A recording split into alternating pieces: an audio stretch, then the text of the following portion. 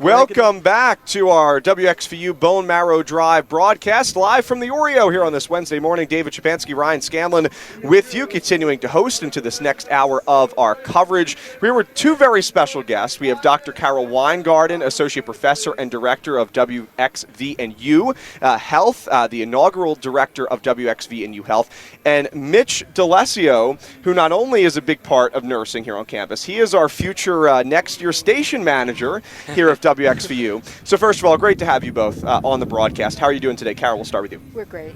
It's wonderful to be here. I've been with the drive actually since Coach Talley thought of it years ago, and then Dean Fitzpatrick said the head football coach is forming a committee for the bone marrow donor drive that he is envisioning. And Dr. Weingarten, you're on it. I love it. Mitch, a little bit, well, first of all, how are you doing? I'm doing great. It's beautiful weather out here. I can't complain. It is, I mean, fantastic. It doesn't get much better than the weather we have today. Going to get a little hot later on today, around 90 degrees, but I'll take it. Yeah. Mitch, this is, I mean, obviously you've been around. This is your sophomore year here at Villanova, going into your junior year. This is your second drive. Just what has, as a nurse specifically here at Villanova, what has specifically been that process? What have the last few days, what have the last few weeks been like preparing for this? Last few days and last few weeks, I've been getting Dr. Weingarten's email. Truly, she's the brains behind it all. She's the communicator. She's getting it done. So I haven't been as involved as I would like to be, but I knew this was happening today, so I was trying to find Dr. Weingarten. That's how I stumbled upon her and stumbled into this interview. And so I was looking for her because I was like, I know the radio's here, I know that the football team's here, and I want to be involved in whatever capacity I can be, at least on the day of. Yeah, it's great to see you, Mitch, and Dr. Weingarten. I just wanted to see from your perspective from year one to year two, and for how long you've been doing this here, what makes this year especially the most significant from the years past? I know we're closing in on the 11:30 hour, but it seems like the football team has been the most involved early in the hours trying to get people.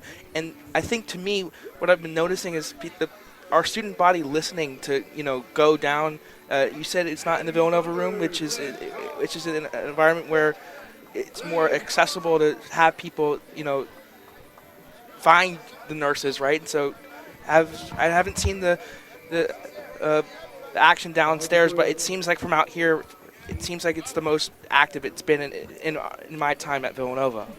Yes, and I think that reflects legacy. Vision of Coach Talley and Coach Mark Ferranti, legacy and partnerships, because this is a very unusual time where you see the mission and the values of the university realized. This is an action example of how athletics is coordinating a major health promotion event through the football team and others, and academics. And you have the College of Nursing and our Student Nurses Association really banding together.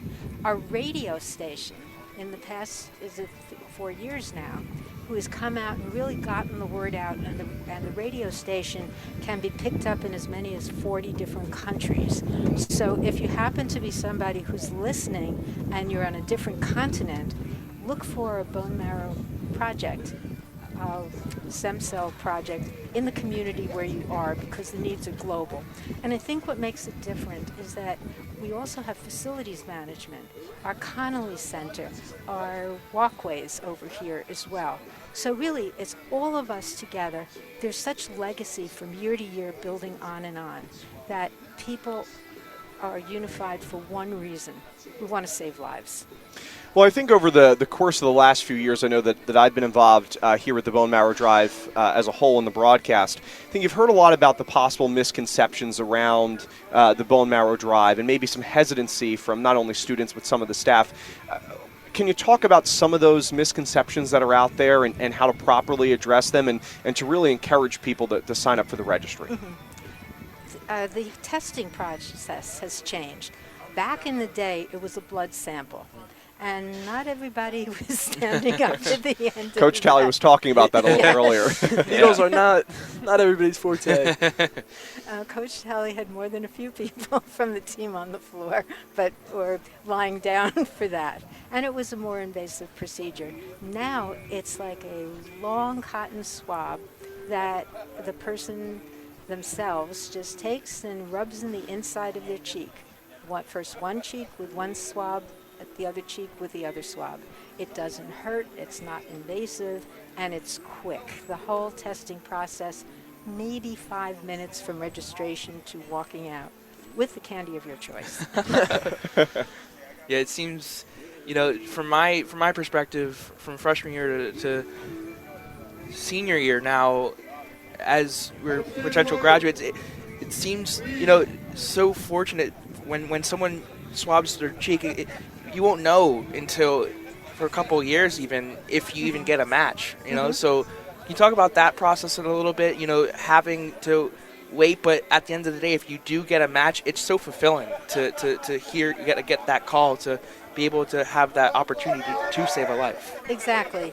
And you're not writing anything in stone today, but you're asking anybody who does go through the testing process to respond to a text message that they'll get from the foundation within 24 to 48 hours to confirm that, yes, they would be a donor.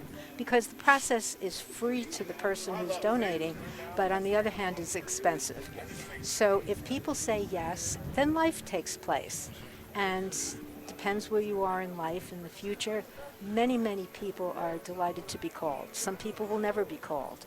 But if you are, you have that chance to have somebody grow up, to have a beautiful life ahead of them. Yep. If you're just joining us, Dr. Carol Weingarten and Mitch Dalesio with us here on our WXVU broadcast, live from the Oreo here near the Connolly Center on Villanova's campus. Villanova is so close to saving 100 lives. Just Villanovans as a whole, we're at 97 entering this 18th annual drive, of course, but more than 3 decades of the football team, and really Villanova as a whole has been doing this great work. Carol, I know you've obviously been doing this since the start. What have been some of your favorite memories? And then also after that, we'll go to Mitch. And it's only been a couple seasons, but some of your favorite memories as well. Carol, we'll begin with you. Well, some of my favorite memories include my students who have been donors and who have come back to the drive as seniors and have been attesting to the power that had. And other ones who are attending a foundation event where one of the football team, former football players, came in holding the little girl that he had saved.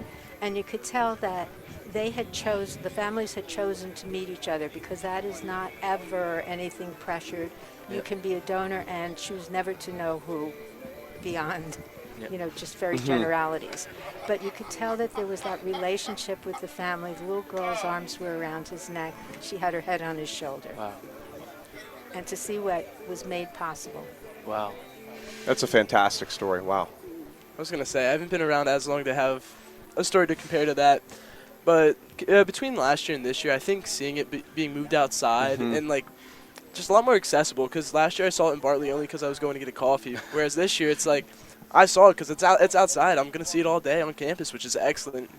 Increase that community engagement and really just seeing there's so many football players and athletic staff out here, and I think that also adds to it. It's like we are a community. It's not like a division of students and athletes. It's like everybody's together. We're all here. Staff is here. Everybody's here for the same mission and journey and fight.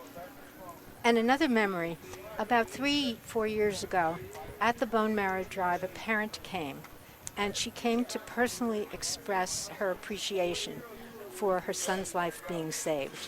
He could not be with us at the drive because he and his new wife were on their honeymoon. They were far away. That's fantastic. And that was made possible just because of the drive. And we recorded a public service announcement that day with her testimony. Which you'll hear on the next break. Yes, thank you. And that was so genuine. We were all tearful with it because today is about hope. It's about inspiration. It's about meeting people. It's about being together. And then to see in the real world what days like this mean is beyond words. Carol, what is it like to partner with the Villanova football team, especially for this day, and also the Zoom last night to really educate folks on what the Bone Marrow Drive and Registry really does? Well, thanks to Coach Talley and Coach Ferranti, that relationship has been reciprocal and wonderful through the years. And just as we come out for the team's events, they also come out to help us when we have been working on projects with students in downtown Philadelphia or here on campus. The team partners with our Student Nurses Association, with us at the college, and it's become an unexpected but very strong partnership. When they call, we're home, and vice versa. Yeah, I just wanted to take a moment to express because a couple of nurses that you have in downstairs are nurses of your of the nursing school of Fitzpatrick College of Nursing. I just wanted to touch on, the program that the nursing students have. They do such a wonderful job, each year, but especially, in their academics with clinicals and stuff like that. Just for a moment today, how special is it to have nurses of Villanova's own giving, the samples to people that want to save lives? Oh, this is pure health promotion today. And we nurses will care for patients undergoing the process of being sick enough to need a transplant and going through the entirety of the transplant process. And that's one of the areas that nurses are very active in. The other is health promotion. And at Villanova, we have several different ways in which our nursing students and faculty are involved. We are known for our health promotion course, which is based at the radio station, and our students work hand in glove with the amazing staff from student involvement and from the radio station in developing health-related programming. That's one that connects the academics with the co-curricular. Then we have our Student Nurses Association that's developed. It's the Student Nurses Association of Pennsylvania, SNAP we call it, and we do snapshots for health. And Mitch Dalesio has been very active. He actually has pioneered that project, connecting students through at all different levels with the radio station in developing public service announcements, etc. Some of which you get to hear today, and I think David said my voice was playing just before I got here, which is awesome to hear. Mitch, what is so special about radio and nursing? What have you learned over the last couple of years being involved with obviously the Fitzpatrick College of Nursing, but also on the WXVU side of things? Not nursing. I've known I've wanted to do nursing, but radio is something I had never fully considered or ever really thought about. It was something I listened to in the car with my dad or listened to out in the garage with my dad, but it wasn't something I particularly had an interest in.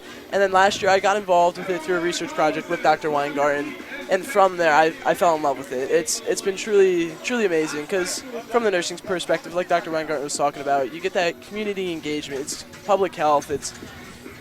You're getting out there and you're spreading a message. Anything can be health, can be wellness, such as just listening to music. That could be your wellness. That could be how you feel better in your day, what makes you happy, what maybe helps you when you're in whatever sort of mood. And then with that too, you get the PSAs. You get to actually promote a certain message and put something out there that people listening may not have known, but may make them more aware, more active in just community health, their own health.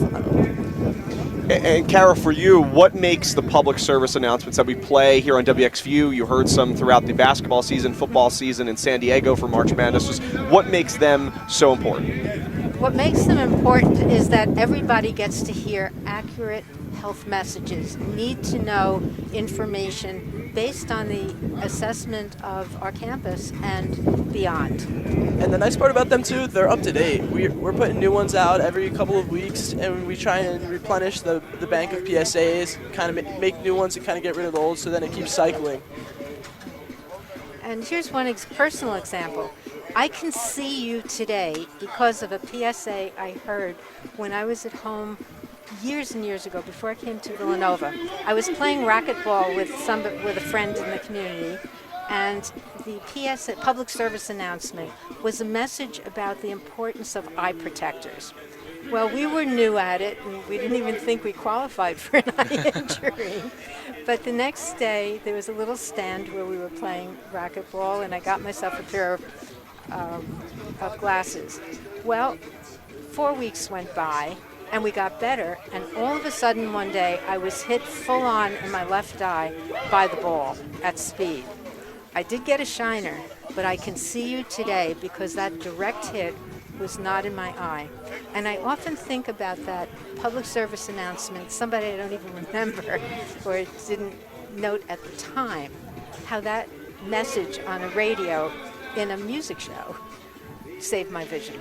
And that's why Coach Talley ultimately brought the drive to Villanova, was hearing a radio PSA about it and was so interested and obviously wanted to be so invested in joining this initiative that he was able to bring it to Villanova.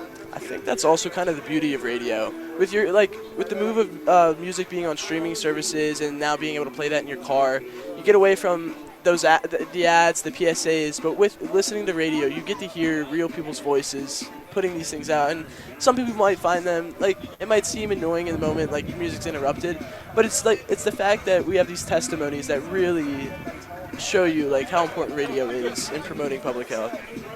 Yeah, I see what you did there, your future station manager. You're getting ready, a taste already of what you're trying to do. How can people stay connected with NMDP now on this on Villanova's campus, but beyond on the platforms? The foundation goes about 24/7, it seems, and they are certainly national, international in their reach. And people can connect directly with the foundation to be part of the events, to help volunteer with the events, whether or not they're on Villanova's campus. And Carol, what are some of the long-term goals for the drive? I don't want to be, just because this year is the year that we're currently, living in, but it seems like this is kind of the best version. I mean, the Conley Center has their thing going on with the swabbing. Driscoll, it's a beautiful day outside. The football team is doing a great job. We're able to broadcast outside for people to see what is going on. But what are some of the more long-term goals for the drive? Well, to continue and grow. And from a health promotion viewpoint, hope, work, and support the research that one day will make this unnecessary. The beauty. I'm sorry. No, I was going to say the beauty of evidence-based practice. Yep. Yep. And so until that day comes, we're going to need real people. And in addition to the saving of lives, it is such a community event. So going forward, building on that sense of community and being together, doesn't matter staff, faculty, students, wherever you are, this is something that we can do.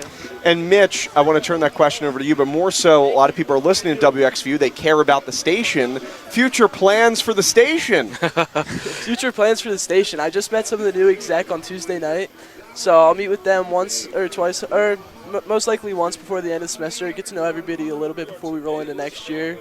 I need to meet with Kat, or Kat is our Advisor. Here. Yeah, you hear the name at the end of every broadcast, Pat Coyle, our advisor. I was blanking on the word. I was like, but meet with her and really seeing what my vision is, what her vision is, and how we can work together and really foster that partnership. Because I know MK works closely with Kat, and then I don't get to work as closely with Kat. I work closely with Dr. Weingarten, which I absolutely adore.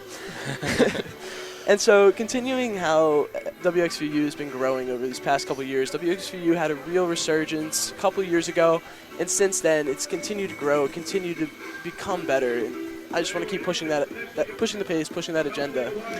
Well, congratulations to you on being named station manager for next season. I know you're going to do great work. And Carol, thank you so much. Thank you to you both, really, for joining us, spending some time with us, and really just always great to talk with you guys. And I'd like to shout out for my colleagues, Catherine Coyle, who is the Assistant Director of Student Development for Student Media Program, and Nick Langan, who's our Operations Director and also staff writer for Radio World.